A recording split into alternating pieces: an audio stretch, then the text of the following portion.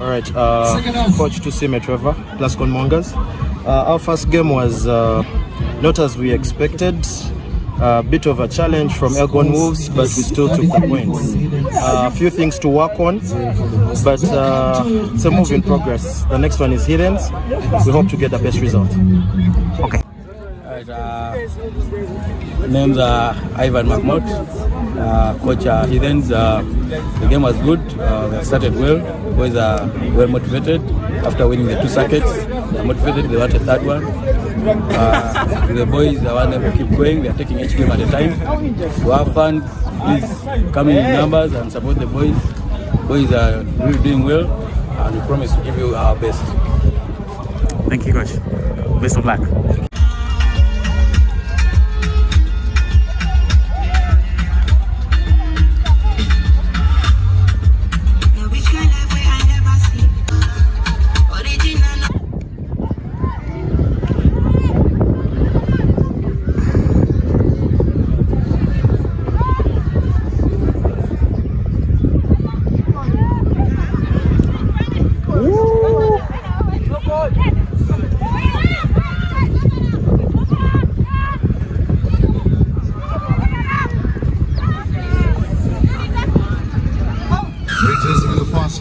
Over the game.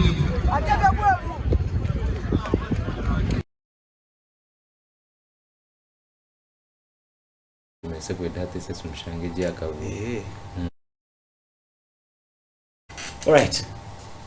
Kulikayo mu rugby ndozo olabye kigenda mass ekacheka. That's what is happening. Bigenda mass ekacheka. You've gotten all the updates okuva every other game. Watunga ekyaba humuru buli game yona yagenda misho ekitulu kumanya ni Hiddens yabasa kuba nekora ekyafayo yayachira Kigezi Silverbacks and yabasa kuba netwachira ne Mustangs yabasa kuba netiro kugoba nkaga na mukago murusha kandi banywani bitu abastambik Black Pirates bayachira Kigezi Silverbacks batiro kugoba 89 omurusha ncho banchimanyisa ngo team zitu za kunomborenje rwizo bibiri zabasa kuba nzigwa hansi kandi omuzabachara rugby wabishiki bishane byaheruka yibwana ureba Black na Purple bagenzi bitu aba Avengers Rugby Club yabachara yayachira Kigezi Queens yagitera kandi ubwoba ashatuna mwenda umurubusha konka ekitwa abasa kuba ntumanya innocent mu game star play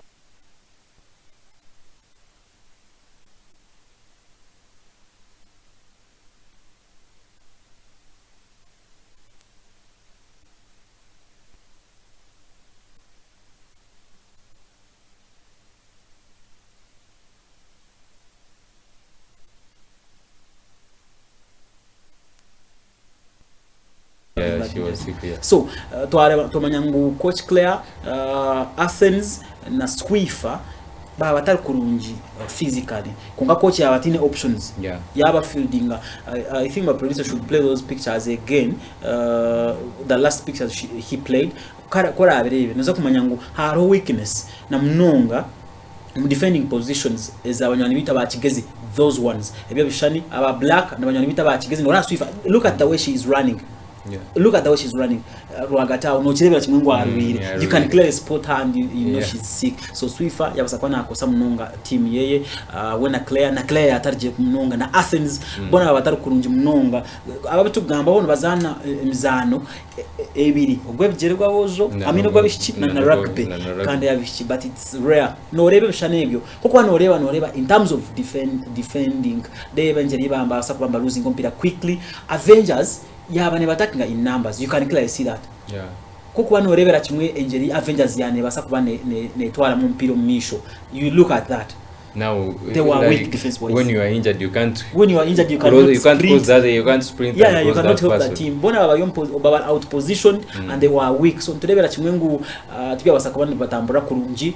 That was try against them konkati basa kuba ne quarter. That is coach Claire ugomuna atambara. You can see the way she's walking even ne kolecha chimwengu yaba tari fit. So ibimbe bagendo misho, that is coach Claire no murebe kwa kutambara mpora na wenyeramu she's sick na Swifa na World sick so mbwe nico cyaletera bagenzi bitu aba Chigezi Queens baba singa umuzano gwabanza but they still have some more games to go akatugeze turebe ko barabase kuba mba performinga kandi ijuka ngo rugby 7 circuit yakashateje yambara neza kwa ne hwizo baganyincha kare Sunday ijuka ngo byone byo mushayika cekano wasako ikirayo urebe kugenda kimwe kandi kuri ya omisho bitu teams zitu zabarengerwa izoba day 1 tuzakwasa Innocent njimanyisa cyabwa teams zitu ati ece kintu ncheretwa ati like nka Chigezi Queens noreba team ya Basifa yonka the one of the City Stars players baruire so na coach out of 7 if you lose 3 no teaching to kongera kintu changu because one could be a defender kandi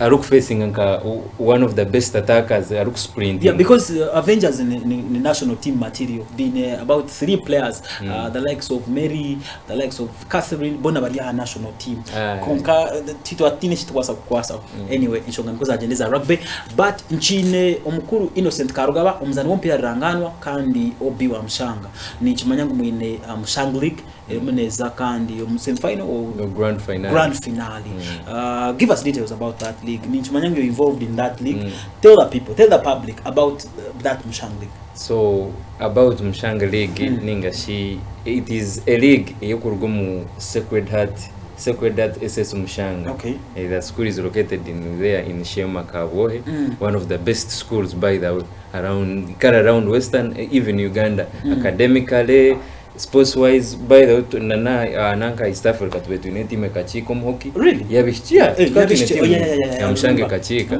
Hockey. Yeah, East Africa. So had to in a grand finale aba OBs. No league Mshanga league ni league aba OBs. Okay. Bona OBs and OGs abashomeye Mshanga tukashitama twatandika ho league just to keep uniting, socializing, networking atinkanye ino sports center priyo hari namanya munyine business so one team zezuru muzona team zezuru muzona kubanga team zezuru mu nemyako kuyabe ne agenda let's say 2011 2013 14 exactly I think it was 2013 to 2018 kujango gumwa kogwe tukagurunda izina twagweta Karere Heroes. Okay, Karere Heroes, I've seen that table somewhere. I will bring those details when I access the table because but grand finale tugambe Karere abana bakarere mu Karumba Chikopo stage when Jesper on 19th October Teje Chikopo ijo hono ndakoreba netko money still what if you guys don't win we have 26 points atkulatira in room 18 but you have 26 the second is has they have 18 yeah but they have 3 games to play they have 1 game in hand but we have 2 so that is one of the pictures leagues zimwe is Innocent abirariho kandi no mwari yabo basta no mwari yabo bazana bompira rangano up to no muri ejiburengero izoba so noza kwa no muri yombishane bitari mwe na mwe. I hope my producer keeps playing those pictures one by one and tugambe I can see you putting on Beichini. How come you have a sponsorship deal with Beichini at the same time Beichini is also doing some football at Green Park? Yeah, Beijing it is a big company. Yeah. Company as a mu Beijing jermu ka connection aba obis Bajovoka. So that was during Jovoka League. Yeah, Jovoka League. Okay. One of the teams in How have you performed? How has your team performed in Jovoka League? We were the 5th. Yeah, when out gamba. We could be the best but in Biro we are pakatu yehobonelo season what did you do mkakora almost 12 points. Okay. Yeah, tuwaruzinga 12 points kandoli one of the title contenders chugare nyuma. Okay. So chikatugare nyuma konka Jovoka League turi musi tumwirati turumuntu kufutanga pre-season the league is resuming tuwakatugambire when it is resuming but the escorts whatever they are planning for the upcoming season 5 inkumangune kubane yosia Jovoka League. Okay. So nche chimbasa gamba Jovoka League ejo no baobiza abashomira ishomero ya St Joseph's Vocational School. Ino sendesho ya mshanga tuwaji marira kurunje munonga. Ati shonga ya mshanga yombweni Jesper. Shonga ya mshanga 19th are grand finale. 19th October are grand finale. It will be Saturday. People from Kampala, people from obis from all over the country, aba football aba kasese abari nkayona bona mbaza kujambaza kuba baruho bona so tutekateka butumwe nza kugenda je n'ubwo tubabentu marira league kandi timu zinza kubazera nyingi All right. Tell us about that picture. That is when you had joined Christ Band. No, it was last year tukachamba timu ya Nachuvale. You also go that far? Yeah. Okay. Tukachamba Nachuvale ni mjano ndeva against the three giants of Nachuvale. Okay. Olukutureba nchini Innocent Karugaba kandi oguno muzango mpira ranganwa no mali yabo abazando mpira murenje bizoba kabasa kwa kandi gunuga ishonga y'abantu ba Mushang League eji ni kimanyaje munonga Karere boys mu kirero ni ndewa uniform ya Karere Legends ni bareba still niwe captain. Yeah.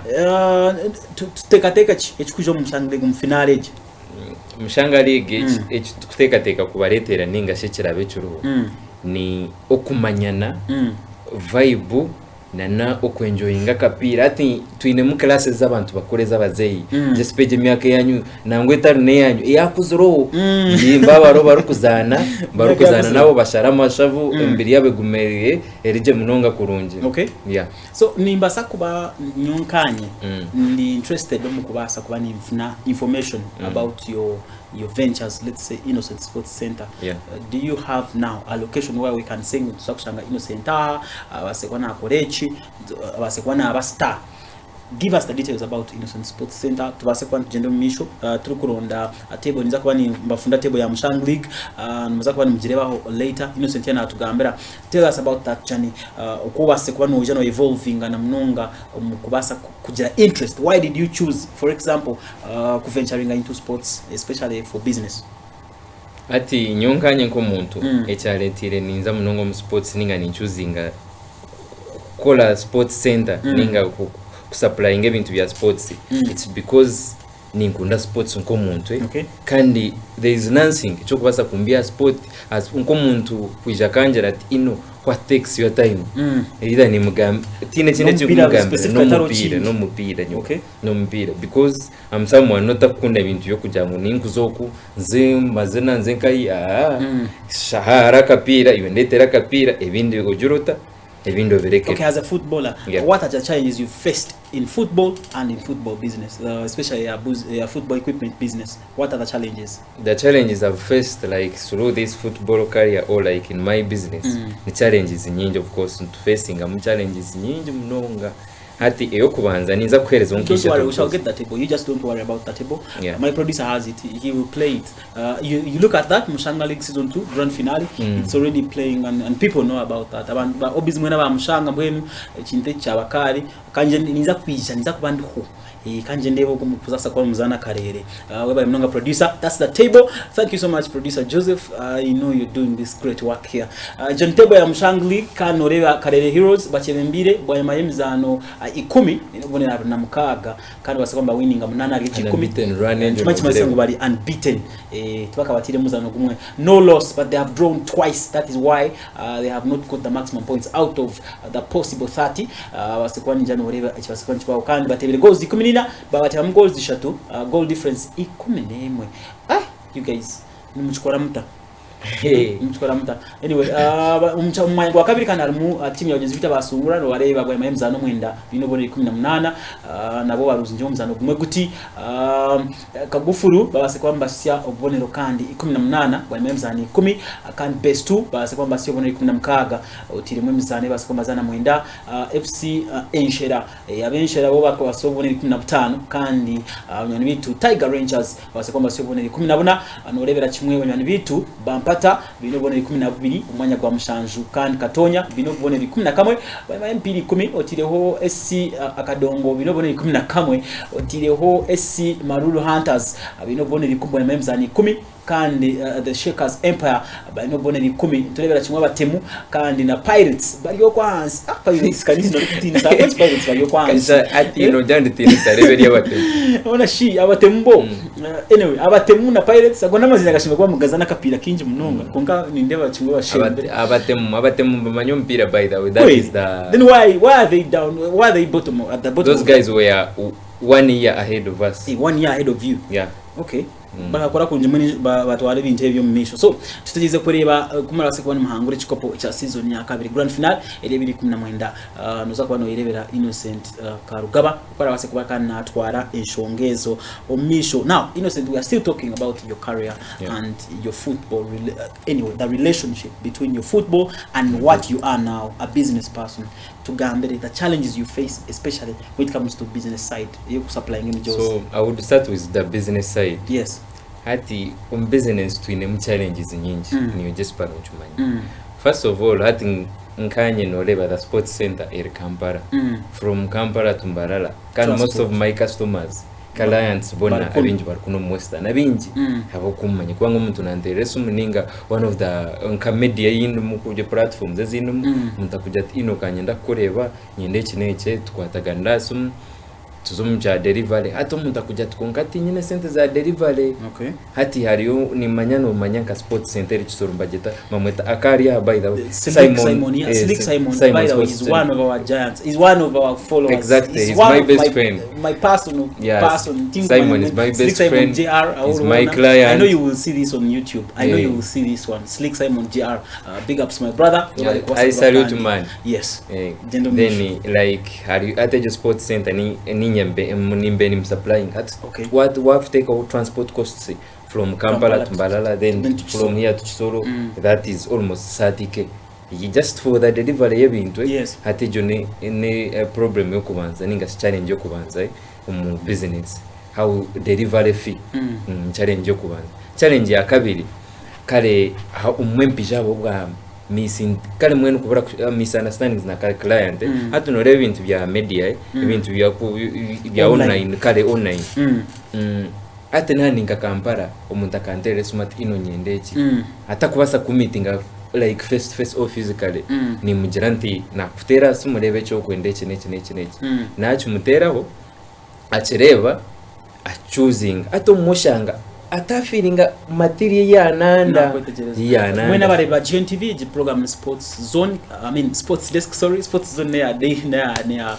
weekdays, but this is the sports desk borwa mkaga sha mnana mpaka sha 10 kandi tugendera chimo mission ata isa Innocent Karugaba kando tumwita the Brazilian shot number 10 no muzani wompia ranganwa kandi akozire byafayo kurugo mu mupira. So I still want to discussing a career yeye abase kuba nazana mpira no kushoma kweye ahiyaka kandi sports follower nakora cyo mnonge byemzano naza kwa natweza ideas zitakushana abyemzano. So yamna tugambya challenges ezafunde kandi umukora business na mnongo business yebyemzano kwandika mjozi tino muntu wakuza tshaza yakuja kuhandika ho just pa of course challenges ni nyingi of course no umuntu no muhandikira nkizina ata abura kuna na calligraphy yako sa ninga font kunka you as a businessman of course you have to listen first of echo ine kubanza kola you have to respect your client. How possible is it kujangwa one day hizi namu jozi ni mjantiri onoria? No, it is very possible because I again use machine to do that. Jendo misho to discuss in so hati echo unanka challenge nizo naju gambra ya kare misunderstandings aba client kujangwa mweni inde Kampala ordering nk'ekintu kurabera nkasumi yanje ati nchumuletera ushanga mweni kabura muyaje tkonka shika chaje chitika chaje konka you of course inkiyo nka businessman ninga nkanye ninyine kusitama na client tukichezagana tukagamba cyo konka what you order from Inno Sports Center it is exactly what you get. I understand. Yeah. Okay. I'm sure tutakarjira there will be a delivery nichimanya konka delivery chitekabire kwa. Anyway, Innocent na agenda chimumisho kudiscussing nitwe kandi ataira ahubye mzano wabasakwa no career yeye warebisha ngino kwa wasakwa nazana mpira gaika kunoga kana ina bahagize bingi munonga echo nchimwa bintu ebya that's one of the products that Innocent does kandi abyihiro mu mupira ibintu ebyo Innocent ebya ina byihiro mu mupira na dealing on any type of sporting material or sporting equipment iyo kwetaka. So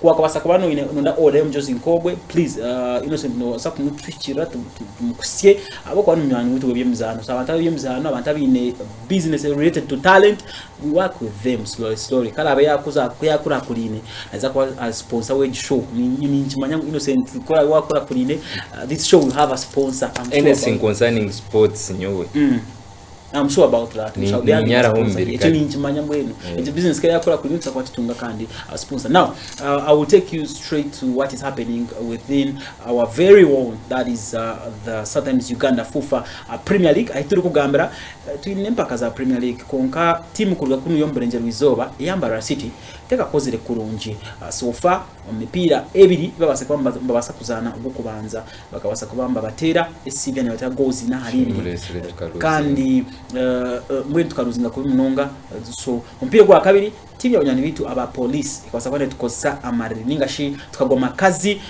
umucaika cheka mbwene bwa hati babitire mu nkito omuremo wa Kampala kandi baza kuzana na team ya Uganda Revenue Authority jeta URA babahize kuhangura umuzano gwabo gwahwire no yishwa Ivan MC bwa kwasa kwa nabaherezo buhanguzi team kumanya Innocent kuri wakwasa kuwine icyo kungamba team ya Mbarara City team yitu ya Mbarara City ni team yitu ni team kare ni team yanje yinkumanya kubanga most of at times no against band playing just to pre-season mwaza namwe ijo game mushika wa 2-2 it was a 2-2 it was a dramatic one very dramatic by the nimwe timu yabaze kwata draw kujihali Mbarara City mu pre-season abasigara bona Mbarara City kabati jespa ijembo zirege kubanga nonda kureta habosa kandi nda kureta coach no it's okay turiya bakapira you can say we played a good game by the against Mbarara State. It was a 2-2 game but very dramatic mpira kanyuma bagizibona nangu bagunyumerwa no kukinkubani ndaboko niwo nimwakoze Mbarara State yes that was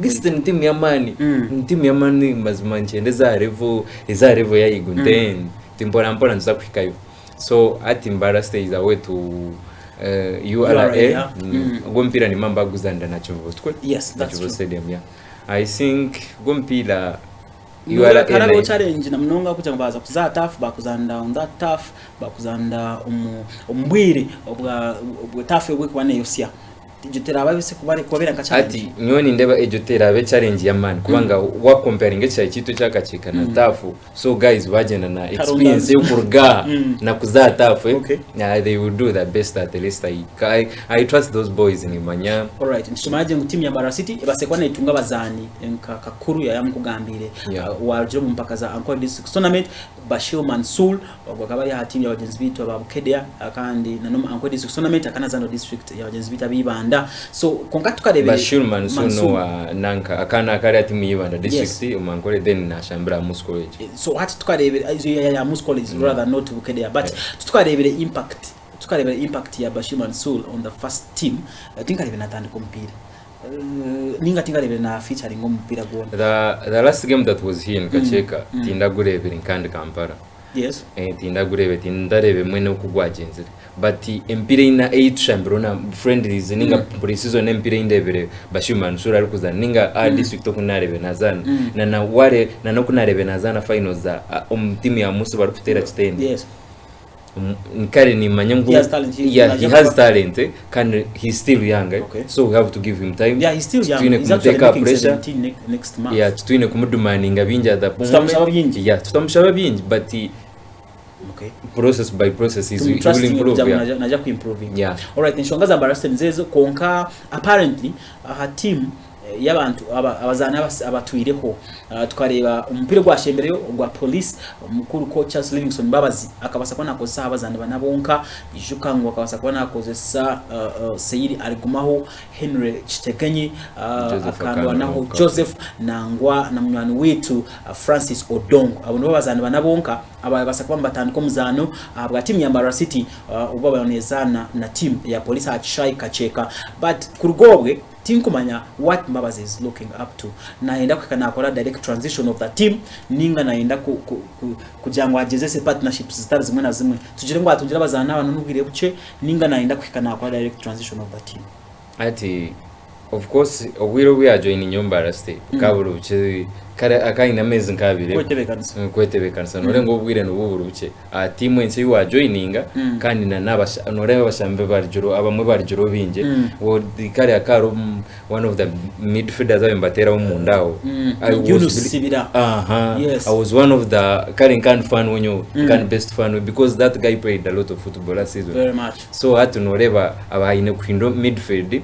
abayine kwindram yijaza mu ruma za Karimu kujya munaragaho na cyeje cyateganisa hargaho nanka hargaho nanka still nanka midfield hargaho ndijo mushambi wabaryaro wabo twabeturesera ron so noreba abayinobwire bunyi kutebekana sejo team konkani ntekateka season yani itandika because ntuntu expecting a challenge zone but coach nana time atinka ejempira yone bane mehereza chishani ngompira gwa police ni maka kala karebe chishani yeah so yes I'm sure this game naza kujoku ya hino tactics ze alright kutukuza kureba fixtures za Uganda Times FUFA Premier League eziriyo tubase kwa ntutunge mizano kabasa kwa agenda konka week netandika urwa kabiri ninga shi game week 3 kutandika tukabasa kwa ntera team ya police ekuzana solitio Bright Stars kandi okugwa makazi gole mari yemwe team ya NEC kabasa kwa neza na UPDF ogu team ya NEC kagwangala gole mari usha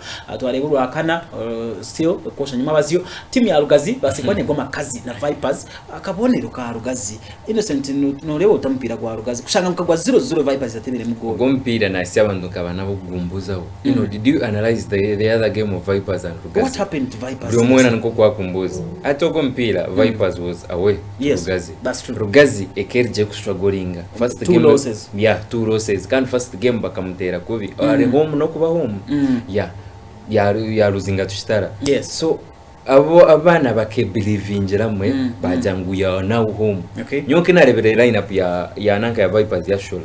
I was nanka Jantan, that is a 2-0 for a 2-0 win. Kali it is an easy win ya Vipers. Right. But ngabumani following asum 60 minutes 0-0 to Piragwa was full time 0-0 na nyinga ba surprised na just one na agent coach Savik mwene na tukora cyariyo rukukana ore na Westira barumsene rwa bajoininge team ya Vipers na Westira he needs time.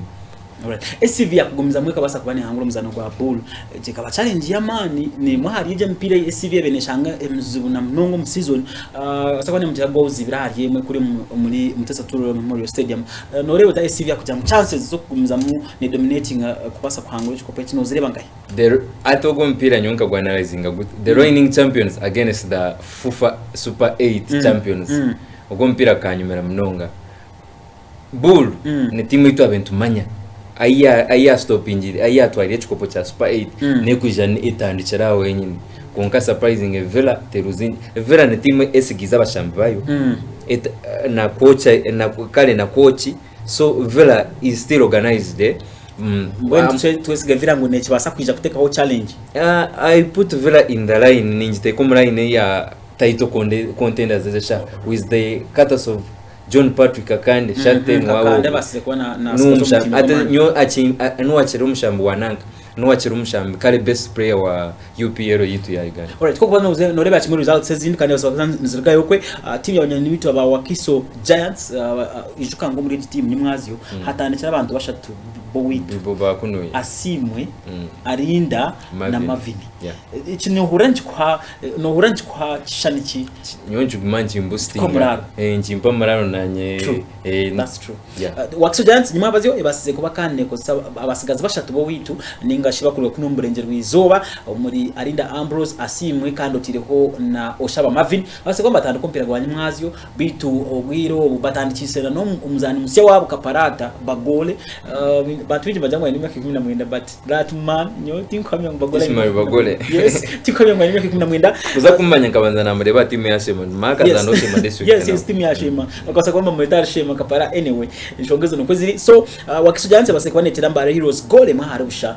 umuzano gube very very tight Mbarara Heroes yishika mukabasa kwa Irisa Karungu no yishike cyaye kozire in the last game but one now turebere timu ya bagenzi bitu aba Kampala Capital City Authority ariyoru eriko basa kuba netira timu ya Kitara umutende Abdalla mubira akatugira ati Kitara mwa abanyamahuriro nito tukujihereza hyping Innocent bakuja mu hyping Kitara no ukiriza do you hype Kitara really ninga Kitara inompira hati aleve ituro na Kitara season embere ya tirola season performance nyoti nkwipinga Kitara with the players the quality of the players the coach the management Kitara okwera na organization nkwipinga Kitara plays a good football so twabasa kwa kandi tutunga ibigambo bya omukuru coach Mole bye kwaso abasekwa natugambira kwa yo kurwo mupira guriya gwa SC Villa gwa basekwa na yikurere gutera team ya Bull goals ibira hari yemwe coach Mole na ndio bicara ngo wabe naruhuka uko mpira kagumuryo mubaraka uza kubona umura coach Mole biye kwaso konka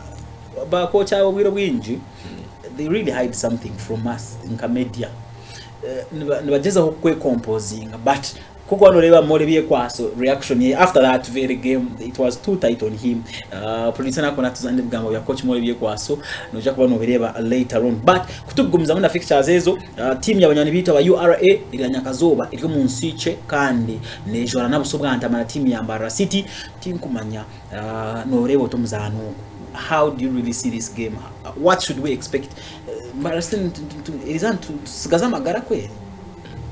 Atogumpira gwa you were playing against one of the biggest teams UP yananga Uganda Premier League. Yes, that's true. So kind of to away na Kivubo ni match changes abantu baza kushamanyiza kwijora mbaze kale fan base ne kubera nyingi of course you know because maza kwa batize ono inabagize bingi nayo but according to kukurujera Mbarara step where na management ati last week but one kani ngamona ko nananka na CEO Masias Mnyano wanje ari kumbuza tutugana abintu ya business practice nachi mbuza nti timu ati ya timu erije wade tu kuzaramarira police nachi atbe tu ya awe tu URA so we to expecting ayo ikintu kurugayo meaning kutanchira mu nanko management CEO ware ya confirming kugira ngo bashambare mu mbera nunje nachi meaning that team agenzere set na buri kimwe kirije so we expect nyoni ngure mpira ngo basa kwendera no marire 1-1 draw basa kwendera draw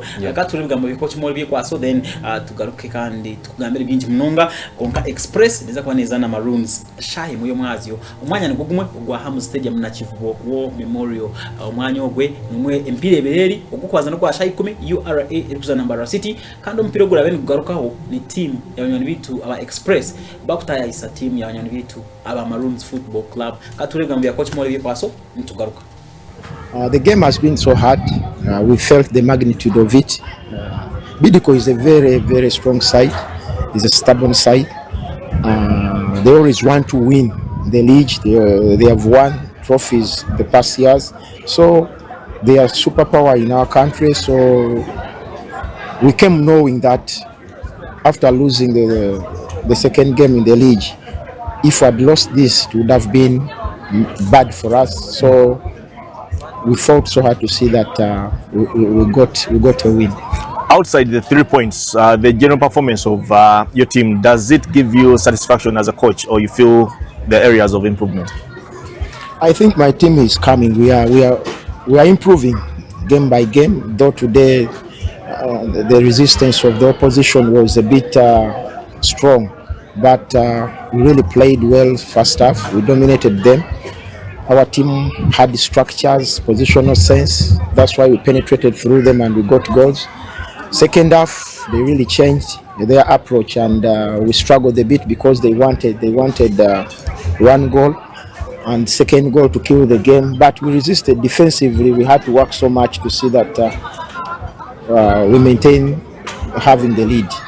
How challenging is it playing football with the defending champions tag on your name? It's not tough.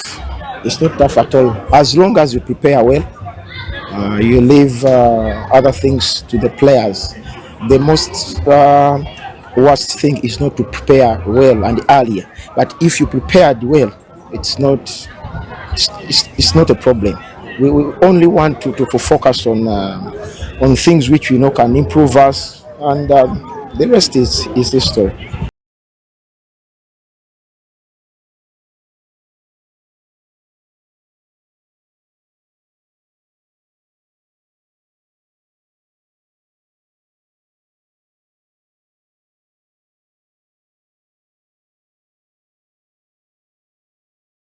Owulide coach Mole biye kwaso omutendesi wa team ya Sevilla innocent wari I mean wareba coach Mole biye kwaso pressure yeah Abdala mubiri umutendesi wa KCCA na wakabasa kwana tujera mu team y'abanyoni bitu abakitara abanyamahoro tujahipinga konka kubugire kwenda gutu niyo akaba akigambira kucimanya akuba kagira akagambira abanyamahoro bajati kitara ne manyo mpira no Stara neja kuhangura chikopo no can you imagine mutezi yagambe mukebyo ati ebe bigambo umwe neri nyonko mpira ntutwara nka mind game. Okay.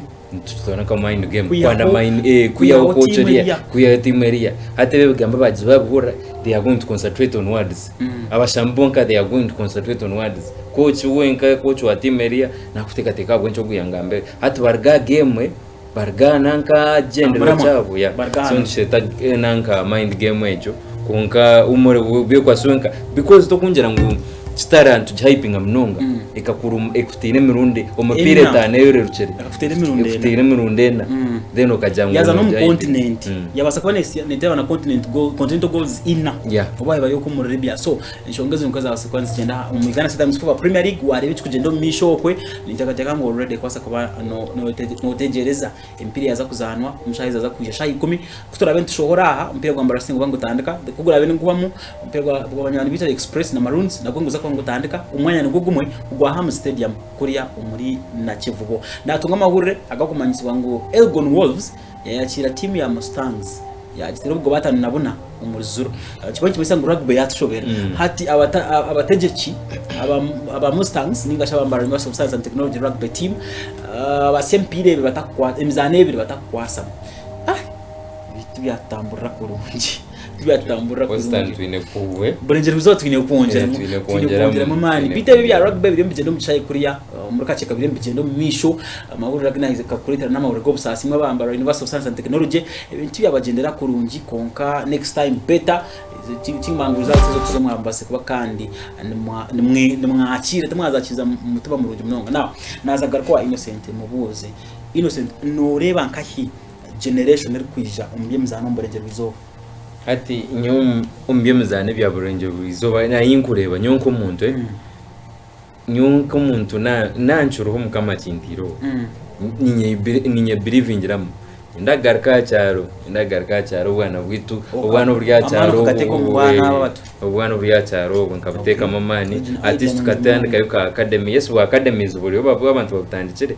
but then some teams mbarakinga facilities true mbarakinga ati umwana umuzire takumwana w'umyaka mushanje 8 kandi akagaruka kamugurira nkito ninga jaze yo train jaminga che at least nkiwe nka management ninga nka academy support teka hoyo mujozo ushwe kumwana no muzire umwana karagara ko mukajwira umujoze uzaje umwana wanye ncorekana kujarata kunare na argar smart na net na nempsa nemichonyo nyenda garga cyaro artist nka tandika nka academy ninga supporting nka academy ya kuja mu mpira gwa ngore nyensya ngore basekwanirwe kurunjo mu mpira no mpira gwa ngore tugutungura Innocent sindakutware hare nza kubasa kugambira ngo Sandeza za kwija twine mpaka za under 20 Afcon qualifiers Uganda Hippos niko iri muri Tanzania ari turabe tuzanda kandi nsukuzane mzano yo kushunshuramo kureba no hurazo under 20 ya Afcon yabana baganse imyaka 20 emicha Uganda no gere bakaye ati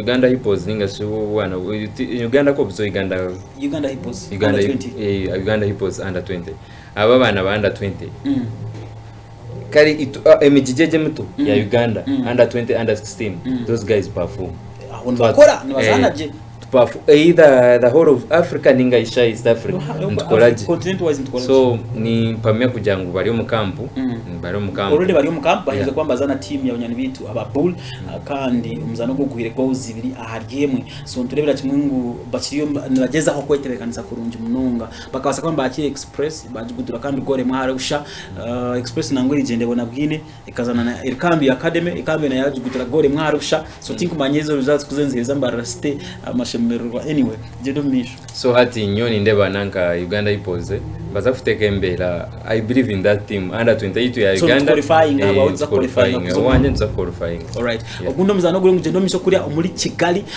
the under 19 team yabana babishiki ningashi jet the baby Victoria Pals the national team yabana babishaka kuzana cricket basekwane kora kurunje munonga eriganya kazoba mbaza kuba mbari turana nihanga ya Zimbabwe umuzano wa quarter finals bwamaye kweza kuhangura imizano yabo etani kuratine group stages bakaragamba batasingirwe that is the Victoria Pals babase kuba kwamba hingura umuzano gwa Rwanda ubwo abegure gwa hamheru mu group stages Rwanda base kwamba gisinga na nenyirukanga ananishatu for the 3 runs a good performance kandi muzane gene kimukuri mu misho muri Kigali so kwandi kwereza updates zawe suppose masakuba kandi ni surugoko mu misho kataje turebe cyane ko muri Zimbabwe nshongezo ni kwezemereye zicyo bito handi nyongera kwisi yangu tuchira hamwe n'abagenzi bitu aba Big Chef restaurant bari kushangwa kandi kuno yo mu Rembo rwa Mbarara bagamba ngo they have the best cuisines in town nda plata usangerwa abantu batanu ba 10 family no enda kuba no reba bikushemeza nka live band babineyo natungo kumanyisibwa ngo bineke nyanje cyo hango cyushaka musowani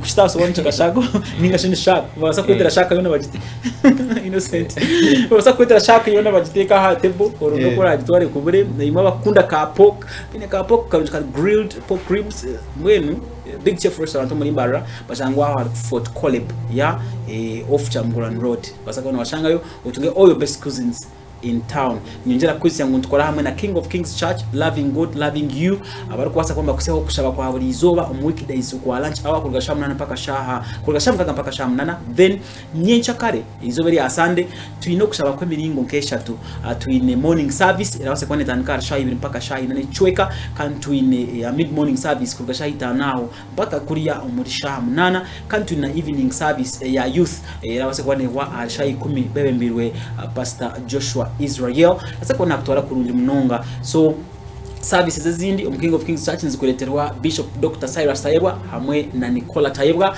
kandabo mbacenzi bitu ishukangwe byane bikuleterwa Good News Broadcasting Services tuine mu radio 90.4 Good News Farmer ubwa hati na yinu njabo basano bakusako tukurire kandi na Gntv aho no turebereze shaha 292 kuriya sometimes antenna 521 kuriya sometimes dish 822 Go TV channel 22 free to air ningash Gntv mobile app simu yawo kwasa kuzo mu Google Play Store ningash App Store kuri aba iPhone abakosa iPhone zo mu App Store teka mu kigambo Gntv otunge ku telefone ningash tukora tire ha kibanza chitu live.gntvug.org wase kwa no tunge kugendera kimwe kandi kuri ya omisho all social media platforms otire mu YouTube, Facebook, Instagram, LinkedIn, TikTok na Twitter ndiba turiyo live basa kwa no tukora tira amikutoje yona wase kwa no tunge kugenda omisho amahurre byemizano eminyeto byo buhinjiro burisa ibyamagara ebyedini kwasa kuhindura amagara gawo inciro na Innocent Karugaba kandi oguno muzano w'umpira ranganwa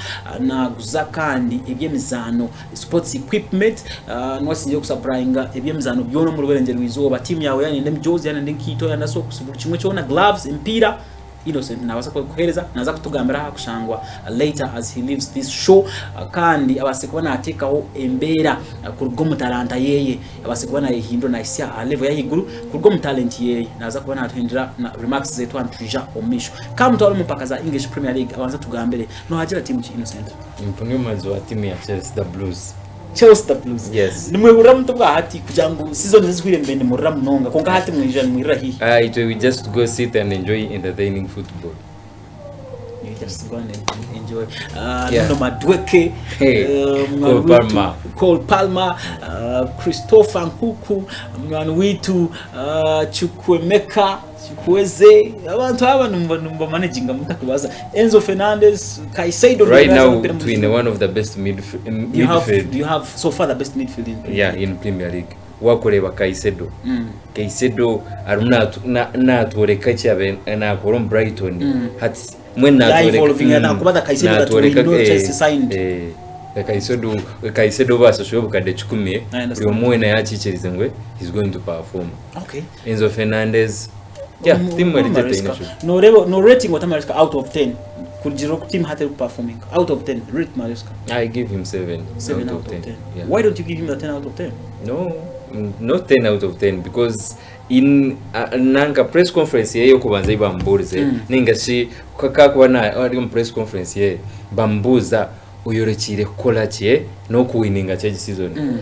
The statement see is up to us and ajati we still have much to do to improve because he says a lot is still needed in Chelsea. A lot is still needed but when kare itito abantu twatanche kuno mpira gwe nanga football philosophy style of play twatanche kuno.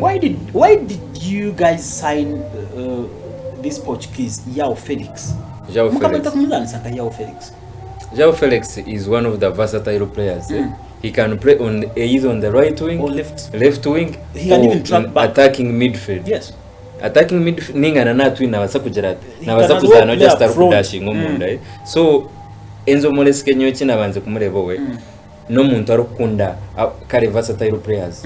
Umushamba atakwasa kwija kuja ngo nabasa kumuhereza kumuzanise nambemwe. Yiwe yari umushamba rumu kintu cyo kuja ngo he can rotate nabasa kuzana nko mu left back, wing back, center back na mango gwe na mukoro mu system. Okay. Tuna English Premier League fixtures ziyonzija kandi weekend edge Premier League negaruka mbuto abantu bamwe baza kurura abandi baza kushemerwa. Bamwe batangire kurura kandi Man City termination. Man City is playing Newcastle. Twatunga lineups is teams ezibiri abasaka batandiko mu muzanogo. Our producer is going to play those lineups, but those are the fixtures first. Newcastle is playing against Man City. We know Man City has lost Lodri to that scarring injury. Lodri wasakwana atunga injury ya man nongo mukushu. In fact naza kumala the whole season atazande mpira as he tries to recover. So tinkumanya mpira gwa Newcastle na Man City no goyebota. Mpira gwa Newcastle na Man City ni manyesha nuguzuguru mungu zano. So Man City inema kantu ko ekirumukara kantu kananka Guardiola kirumwe cyane gacaseno. Thank you so much our producer. Guardiola kine kiri gacaseno. Look at what happened there. That was the goal for Man City. Like Vadio kuteva mazima. Look at those anyway konka Jerry abeta ko yamana munonga kutero kakika kubasa kutunga ishagame kabasa kuija kandi ukakongeja. By the way kirambiro kityo mwana kantera ka angwa wenye nombone gwata kungokore boko kwa man. Yeah, that is too scaring. Anyway, those are the updates that we're getting you. Thank you so much, producer Joseph. You're good at that. Update sabantu mazitungom wijwire. Now, this is Gntv where you can get all those updates live. Konka nchina Innocent Karugaba na chitugambira hanshongezi. Man City leading against Newcastle with a goal to nil, but you have seen that scaring injury that we have actually seen there on our screens. How will this end? In tears or in joy for Man City? No, Man City has to win that game because Guardiola is watching him guy is still under pressure because of the other game. Yeah, a game he was supposed to. I'm sure tactically and mentally is disturbed because of Arsenal. I know. The last Sunday's game. He was disappointed. 10 men making 10-man squad making because like that. I saw him with a statement. With a statement. Now let it be a war. Yes. Meaning there is something he wants to see. Okay.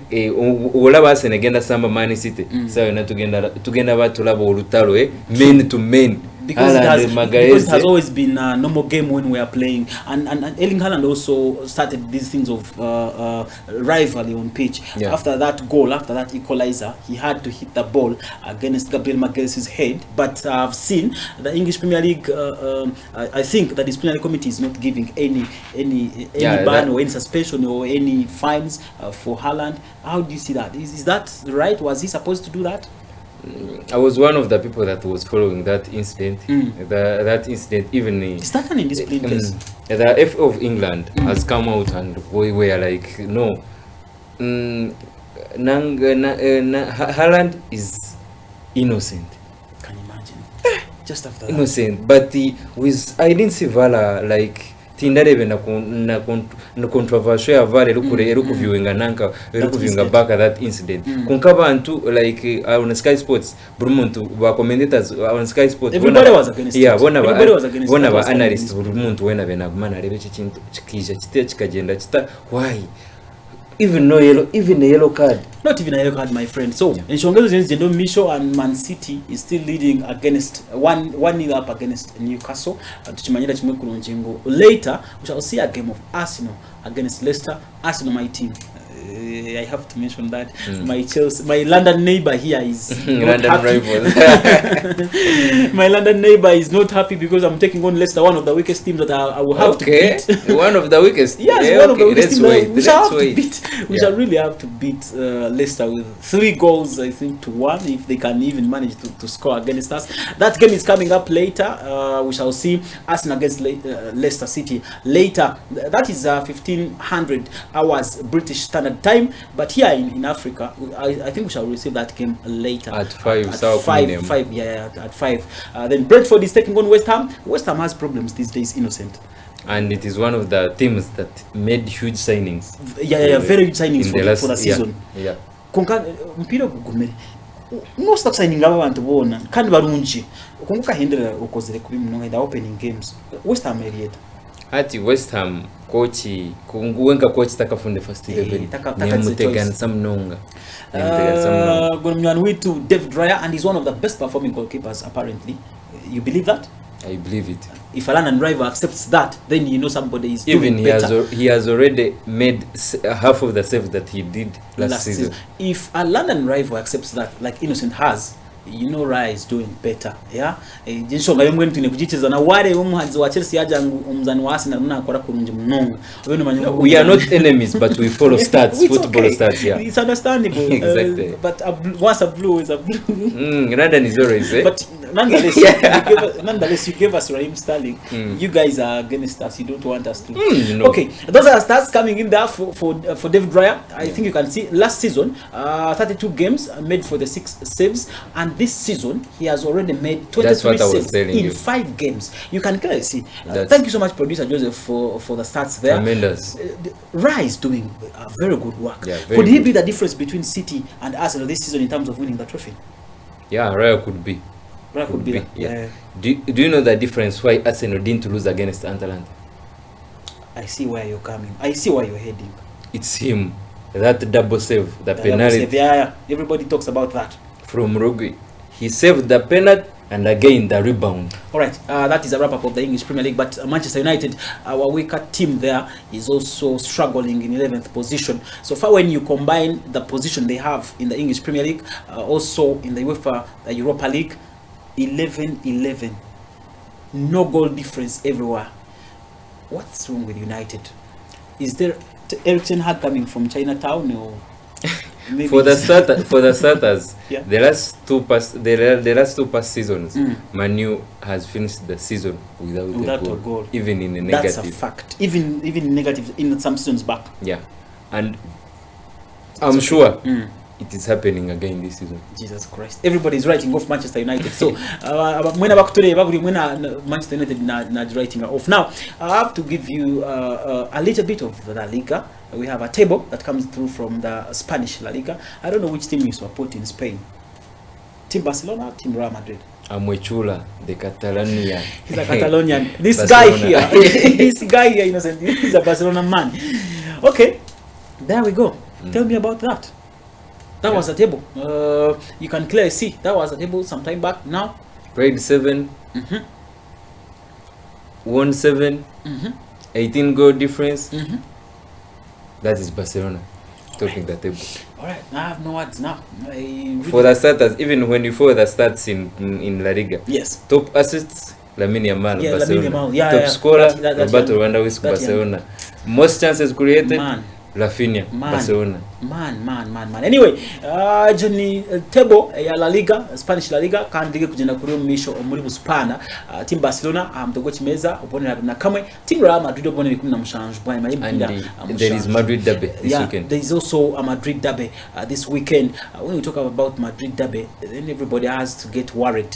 You know how Simeone normally terms that. Yeah. As a battle. Anyway, that's a recap of the results that we had in match day 7. Midweek. Yeah, that was match day 7 for La Liga. RCD Mallorca also beating Real Sociedad 1-0, and CD Leganes losing to Athletic Club 2-0. Sevilla also beating Real Valladolid, and Valencia drawing 0-0 with Osasuna. Real Madrid also beating Deportivo Alves 3-2. A tight game it was, and Girona also drawing 0-0 against Real Valladolid. In that game, that's where Mbappe got an injury. Yeah, Mbappe got injured in that game. And FC Barcelona also winning narrowly against Getafe. Espanyol also losing to Villarreal, that is 2-1. Also Las Palmas drawing against Real Betis 1-1, and Celta de Vigo also being beaten by Atletico de Madrid with a goal to 0. The cutters of Tinko Gallagher from Chelsea to Atletico de Madrid and making a difference in that tight game. it feels like a Chelsea fan here is happy about that. Yes, 2 games, 2 starts, 2 man of the match. That is an achievement that we cannot skip over there. Really had to tell you some more stuff about the French League A, and you know, PSG is at home at Parc des Princes. They will be playing against Stade de Rennes, and wait, we know Stade de Rennes is also a stubborn team against PSG. they're always at loggerheads. They're always in a tight scuffle. So we're waiting to see. How do you see that game?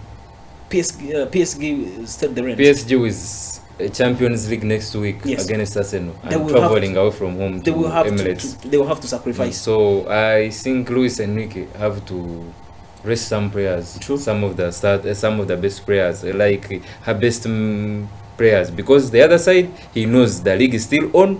We still have more games to play, and we are leading. And for Champions League, we really need to qualify. Yeah, for Champions League with the new strategy that came in, the new league format. Yeah, that came in. He has to rest some players and run for Arsenal. That's Innocent Karugaba for you. Innocent. Yes. We need a chikeji ema kubesha hazatwa. Gambara bari kutureba about your business. Akwena na kushanga inanye ndo mjozi ni ngutunga ntano sera ninga tokusera agamusera banywani bawe ubase kubona ngumba turuga. Abo kutureba ninga my fans out there, my clients, my friends, families, mwena barumba tureba ninga mbareba Inno Sports Center ninga Karugaba Innocent. Uguno mwana wanyu tukora Arua Park People's Plaza, nyumba kubwa Kampala. Na itukora agent Bastamino, baby coach Bastamino, tukora abajwayo arumu namba wahikawo nono leba agent Bastamino opposite na Bastamino unawahika hao nono tureba nuwa kwikawo katera kasumu room namba nono jireba. So na itukora ninga she itwe aba clients bita bahare tukosesa umwantera ati ino nyende kineki mukoraje kurungi cyancyenda branding to branding out package brand number my phone numbers ni nyine MTN na Airtel 076 MTN 076 20 65 395 ijo MTN niyo ya WhatsApp ijo nyine jigarukamo 0 mshanje mukaga 20 nkaga ni 5 rwenda bishatu cyenda ni 5. That is WhatsApp. Then inabinja bokosa Airtel na yongine ni 0 mshanzo 38 8 707 ninga rushanju mshanju. All right. Yeah. Ishongeje ni kumunonga. Oinabo kora msia? Message? Na have a message in 1 minute. Shaza twa Innocent kora msia. First of all ni kusima just pokunta iso studio. Echo think abala chukora kan nyonja kula mse mwena bokureba Gntv. My friends out there, family, ni manyabo mukamu kadenar hwate na ndeba. Yeah, mukade wanje ni mana ndeba. Mrs.